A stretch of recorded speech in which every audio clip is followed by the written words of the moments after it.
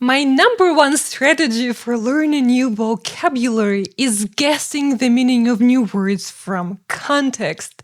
It's also the number one reason why I can read in English easily, pretty much like a native speaker. Today, we're gonna practice the skill of guessing the meaning of new words from context together. Hey, my fellow English learner, you're watching Fluent English with Lady Giraffe. I'm Olga, and today we're reading a few paragraphs from Alice in the Wonderland. To use this method, we need to choose the right book. It shouldn't be too difficult because we can't guess anything from context when we have way too many new words to get through. This number of new words is pretty manageable. The strategy I'm gonna show you is from a book, How Vocabulary is Learned by Stuart Webb and Paul Nation, that described what I've been doing for years so nicely. Here's the strategy.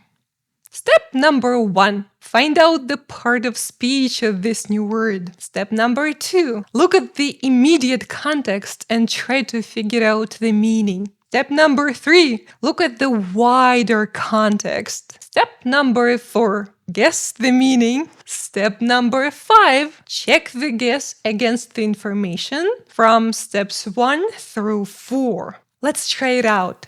Peeped is a verb. Alice has done something. It's an action.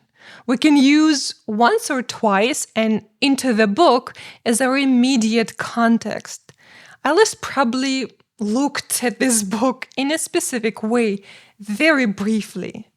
The rest of the sentence is our wider context. So peeped definitely doesn't mean read.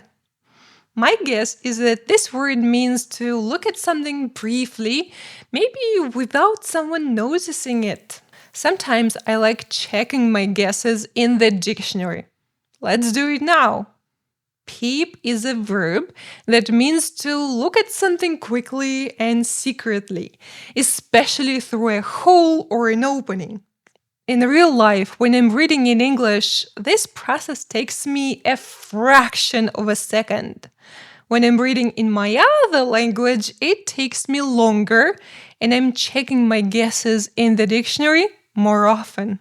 With practice, these 5 steps become automatic. Let's continue. A daisy chain is a noun, an object. You can make this thing outside by picking or collecting daisies. Something that a bored kid would make. You can notice that Alice and her sister were sitting on the bank of a river. It probably means grass with lots of flowers. My guess is that daisies are flowers. What kind of flowers? It doesn't matter here, but we can Google the picture later. A chain is a simple word and you know its meaning. But what will happen if we form the flowers into a chain? Something like this. Please don't Google the word daisy chain. It has other, more modern meanings. You don't want to know. Trust me. You know, this word is not very important for us to understand. In some cases, you can just skip it. Alice wanted to make something, but she was too lazy to get up. That's it. You don't have to understand every single word in a text to enjoy it. Out of the way is an interesting phrase. Sometimes it's not just one word, but a combination of words. With time, you'll get better at recognizing idiomatic expressions in your books and texts. What part of speech do you think out of the way belongs to? Is it an object, a thing, an action? Or does it give us more information about people or things? Actually, it does. It describes the pronoun it. It is the whole oh dear, I shall be late.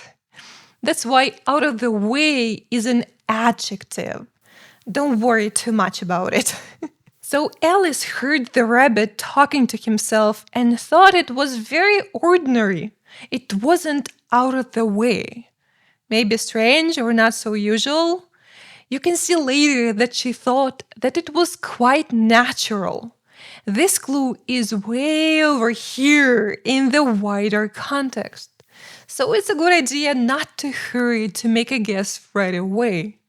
Read a few sentences first, maybe even a whole paragraph.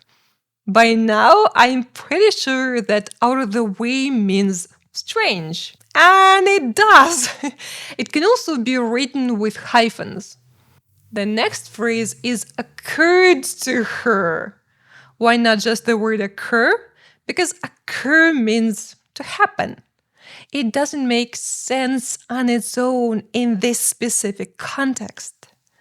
What if occur to is a phrasal verb? From the immediate context, it looks like this means to suddenly realize. There is no wider context here. It happens a lot, and sometimes the context is non-existent. Or even worse, it can be misleading. So when you're not sure, look up the word or expression in the dictionary. Occurred to somebody is a phrasal verb, and we were pretty close in our guess. It's a nice phrasal verb to know. Our next word is a waistcoat pocket. It's a noun, a thing. Obviously, a waistcoat is a thing with pockets, so it's a bag or a piece of clothing. You know, the easiest way to find out is to look at the picture. It's definitely an old-fashioned suit, not a bag. Now we know. That's one of the reasons why I love books with illustrations in them. That's how you learn new vocabulary fast without studying. And that's how you learn to read fast in English. Do you use this strategy when reading in English?